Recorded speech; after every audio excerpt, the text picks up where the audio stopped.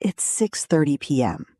Your toddler is on the kitchen floor, sobbing about a sock. Not the wrong sock, the same sock they put on themselves an hour ago. Nothing has happened. You haven't said no, you haven't taken anything away, you haven't even left the room. And yet here they are, melting down with the full force of a small body that has hit some invisible limit. You've started to notice these meltdowns don't track to anything obvious. They don't always follow a missed nap. They don't always come from hunger or screen time or any of the usual suspects. Some days the trigger is microscopic and the meltdown is enormous. And on those days, you find yourself wondering what exactly you missed. Most parents assume a meltdown of this size has a cause of equal size. The toddler must have wanted something. The toddler must have been stopped from doing something. There must be a reason in the last 5 minutes that explains the next 30. But that's not how the toddler nervous system works. A meltdown at 6:30 p.m. is almost never about 6:30 p.m. It's the cumulative output of an entire day of inputs that the toddler brain has been quietly metabolizing without telling you. Some of those inputs are obvious: hunger, fatigue, transitions. The ones we want to talk about today are different. They are the loads almost no parent gets warned about, the ones that look like ordinary parts of an ordinary day. This is not a list of things you are doing wrong. It is a list of 6 things that quietly stress your toddler's brain, drawn from developmental psychology and attachment research that most parents have simply never been shown. We will move from the most subtle to the heaviest, and the last one is the one most parents are least prepared to hear. Here's what's actually happening. 1. The performance demand. Your in-laws walk through the door. You feel the room shift, that small social pressure, and you hear yourself say it before you can stop. Say hi to Grandma. Your toddler's body changes. They turn their face into your leg. They go quiet. The grown-ups laugh. Someone says, "Oh, she's shy today," and the moment passes. Your toddler isn't shy. Their nervous system has just been asked to perform a known behavior on command in front of an audience while being watched. That is the toddler equivalent of being told to give a toast at a wedding with no warning. The parenting educator Janet Lansbury, drawing on Erik Erikson's stage of autonomy versus shame, points out that the toddler years are when a child first begins to feel the difference between doing something because they want to and doing something because they were told to. Performance demands collapse that distinction, and the small body responds the way any body would. It withdraws. The fix is small. Greet the person yourself, warmly, and let your toddler watch. They will join when their nervous system says it is safe. Almost always, that takes about 2 minutes. 2. Praise inflation. You're on the floor. Your toddler stacks one block on another, and you say, "Good job." They stack a second one, and you say, "Good job." A third. "Wow, good job." By the end of the tower, you have said it 8 times. Most parents don't realize that "good job," repeated like a metronome, slowly trains the toddler to look up at the parent's face after every action, scanning for the verdict.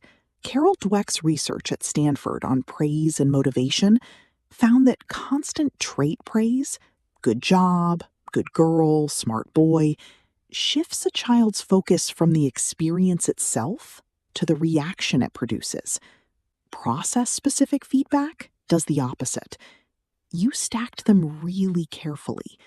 You kept trying after it fell. That kind of language puts the toddler back inside the moment. This isn't about banning the word.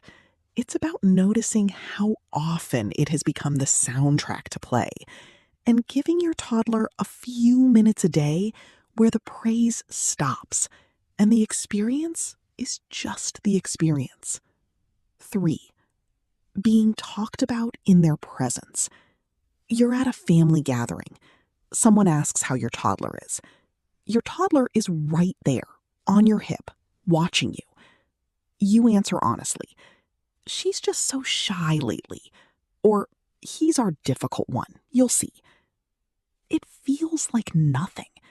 Adults talk about toddlers in the third person all the time.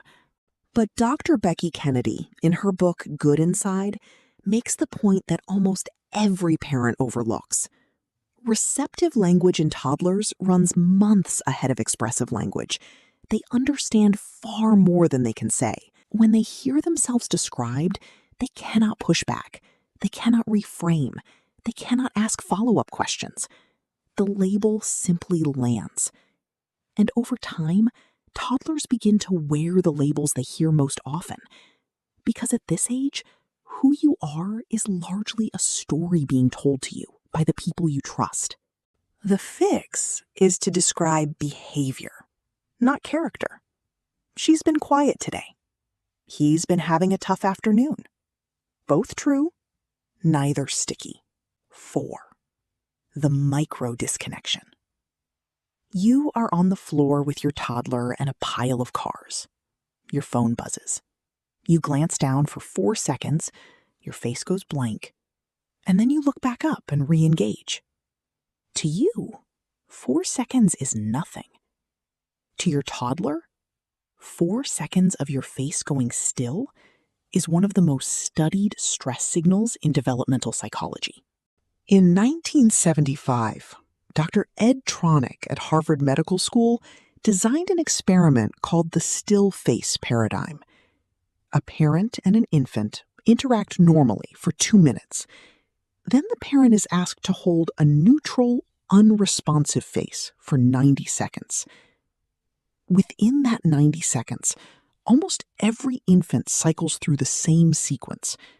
They smile, they reach, they babble, they become agitated, they turn away, they begin to fall apart. The experiment has been replicated for 50 years across cultures and ages, and the findings are remarkably consistent. The young human nervous system is exquisitely tuned to whether the trusted face is responsive or absent. The chronic, low-grade version of the still face is the buzz, the glance, the brief pause, repeated thousands of times a day across millions of households. And here is the part that should bring you relief. The fix is not to never look at your phone. The fix is the repair. The toddler nervous system can absorb micro disconnections without harm if the reconnection is reliable. What the research shows decade after decade is that what regulates the developing brain isn't perfect availability. It's the trustworthy return. 5. Hot-cold parental moods. You walked in the door tired. You snapped about the shoes by the entryway. 10 minutes later, after a glass of water and a deep breath, you were on the couch reading them a book in the warmest voice you have. From the inside, you experienced 2 normal moments, separated by a regulation break. From the outside, your toddler experienced something else. Research from Mary Main and her colleagues at UC Berkeley, foundational in the field of attachment science, shows that what destabilizes the toddler nervous system most is not parental stress. It is parental unpredictability. A consistently stressed but predictable parent is easier on the developing brain than an inconsistent one, because predictability is what allows the toddler to build an internal model of what comes next. When the attachment figure swings from cold to warm without an obvious reason, the toddler's nervous system stays on alert, scanning for which version is about to appear. The reassurance here matters. Predictability does not mean perfection. It means small, narrated transitions. I'm tired and I'm a little grumpy. I'm going to sit for 2 minutes and then we'll read. Toddlers can hold a stressed parent. What they struggle with is the parent who appears and disappears emotionally without warning. Naming the shift, even briefly, gives them the map back. 6. The disagreement they were not supposed to hear. This is the one I told you we would return to. You and your partner had a tense exchange in the kitchen. Hushed voices, no shouting. Your toddler was in the living room with the cars. They didn't look up. They didn't react. You assumed they didn't notice. Dr. E. Mark Cummings at the University of Notre Dame has spent more than 3 decades measuring exactly what happens inside a young child during interadult conflict. Cortisol, the primary stress hormone, rises within minutes of overheard hostility, even at low volume. Sleep is disrupted that night. Physiological signatures show up the next day. Toddlers do not need to understand the words. They read tone, pace, and the temperature of the room with precision adults rarely credit them for. But here is the finding from that same body of research that almost no one talks about. And the reason this item lands at the end of this video instead of at the top. Toddlers who witness disagreements that are followed by visible repair show better long-term emotional regulation than toddlers raised in homes where conflict was simply hidden. The cortisol spike is real. The teaching moment that follows is more important. When your toddler sees you and your partner reconnect after a disagreement with a soft tone, an apology, a hand on a shoulder, they learn the single most important lesson the attachment system can teach.